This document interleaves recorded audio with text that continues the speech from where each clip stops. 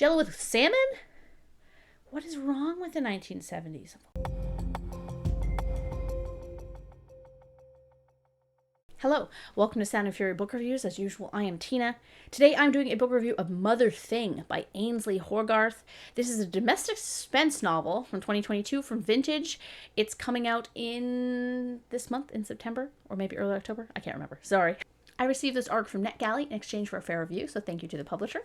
A twisted take on grief and trauma, Motherthing is intriguing and at times provocative, but struggles to find its genre and purpose. What is it about? When Ralph and Abby Lamb move in with Ralph's mother, Laura, Abby hopes it's just what she and her mother-in-law needed to finally connect. After a traumatic childhood, Abby is desperate for a mother figure, especially now that she and Ralph are trying to become parents themselves. Abby just has so much love to give. To Ralph, to Laura, to Mrs. Bondy, her favorite resident at the long-term home care where she works. But Laura isn't interested in bonding with her daughter-in-law. She's venomous and cruel, especially to Abby, and her life with her is hellish. When Laura takes her own life, a ghost haunts Abby and Ralph in very different ways. Ralph is plunged in depression, and Abby is terrorized by a force intent on destroying everything she loves. To make matters worse, Mrs. Bondy's daughter is threatening to move Mrs. Bondy from the home, leaving Abby totally alone. With everything on the line, Abby comes up with a chilling plan that will allow her to keep Mrs. Bondy, rescue Ralph from his tortured mind, and break Laura's hold on the family for good. All it requires is a little ingenuity, a lot of determination, and a unique recipe for chicken a la king. That was a long blurb. I should have just read you the first part. But anyway, this was a solid 3-star read for me. I usually don't do stars, but I think that, this book for me, it was good. I didn't love it.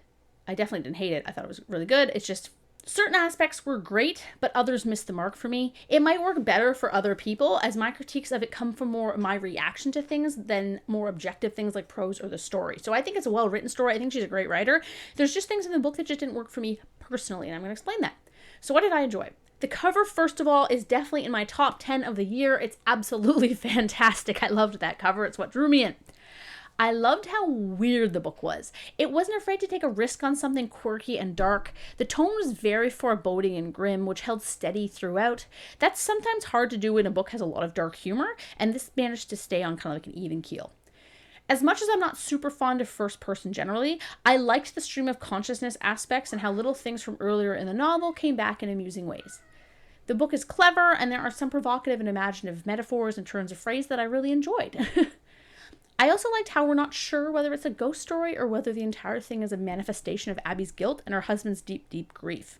I do enjoy it when a book plays with reality in this way, and in a way that doesn't feel deliberate. It felt natural. Like this book has a lot going for it.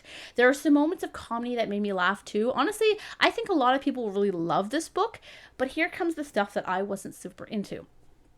The main character for me shortly grows very annoying.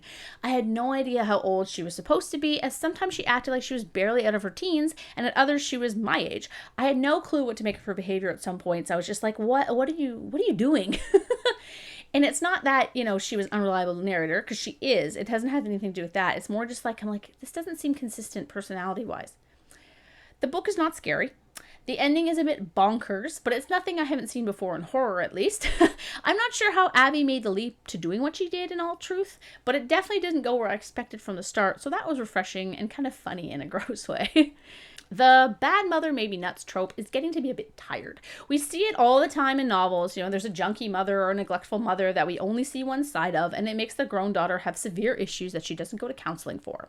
Maybe I wasn't paying enough attention or something, but I must have missed something about what the mother did to make her so bad. They were living on the poverty line, I understand that, and she was obviously working a lot, so Abby was a bit neglectful, and she had these, boyfriends that came and went. But the thing Abby reveals later seemed to me to be a misconstruing what the mother said, because there were no hints of that earlier on. So maybe it was just too subtle, or maybe, I don't know. I that just didn't fit for me. I don't know. Abby's obsession with Cal was so annoying. And her misinformation about fertility drove me absolutely nuts. It got to the point where every time she said Cal, I felt the muscles in my face just slacking with irritation. Rather than showing her to be obsessive, it almost felt like a mockery of those who deal with infertility. Infertility is hard. It does consume you, and it's not something I think requires or needs criticism. I was never super into having kids. When I was growing up, I was like, I never want children, blah, blah, blah. Just because in my life it made sense for me. I ended up having kids, But it took us about a year to get pregnant, and it was very disheartening and frustrating because it's not something you can control. And it's just something that, while I wasn't beside myself about it, I just was like, okay, if we can't have kids, we won't have kids. But it was frustrating because every time you get your period, you're like, oh, come on, and like, and then I had a miscarriage. And that was, it's really not a big deal in the long term. But, at the time it was pretty frustrating because it was pretty far along. I was 12 weeks and I found out. For infertility affects everyone differently. So I didn't really understand why that subplot was entirely necessary because I'm going to say it's a bit of a spoiler. Abby is never pregnant. She's never even close to getting pregnant. They're not even really trying to get pregnant. So I didn't really understand where this was coming from. It just felt unnecessary to me personally. Anyway, but again, that's something that just for me didn't work. And that's more of a personal thing than a writing thing. It might actually work well for other people because, as I said, infertility is something that affects everyone differently. Likewise, I wasn't sure whether this book was supposed to be taken at face value, showing an unhinged woman's downward spiral, or if it was a satire. If the latter, I wasn't sure what it was supposed to be satirizing, women's obsession with motherhood. If so, the infertility thing, as I said, didn't hit the mark. Because Abby is just so ridiculous about the whole thing, it's hard to take her seriously. I'm not trying to say it's a poorly done novel because it's not. I was very into it in the first half, but by the second I just wasn't sure what the novel was trying to say, and I couldn't stand or comprehend Abby by that point. This might not be the case for everyone, so if you're intrigued by this book, even by the title or the amazing cover, do check it out. As I said, this is a personal response reaction on my part. It has nothing to do with the quality of the writing, of the prose. It's just certain things about the novel just didn't fit with me as a person. And that's fine. One thing I'll say, though, is that jellied salmon is disgusting. There's no way in hell I would ever try that. That's so gross. My grandma used to make these Jell-O molds because, she's 92 years old. And they weren't bad because they had, little fruits in them. Like, she used to make this one that I loved. It was, orange Jell-O with, clementines in it at the top. That I loved. That was great. Jell-O on its own is great. Jell-O with fruit? Okay. Jell-O with marshmallows? Jell-O with salmon? What is wrong with the 1970s? What was wrong with you people back then? Suffering. Just suffering. Thanks for watching.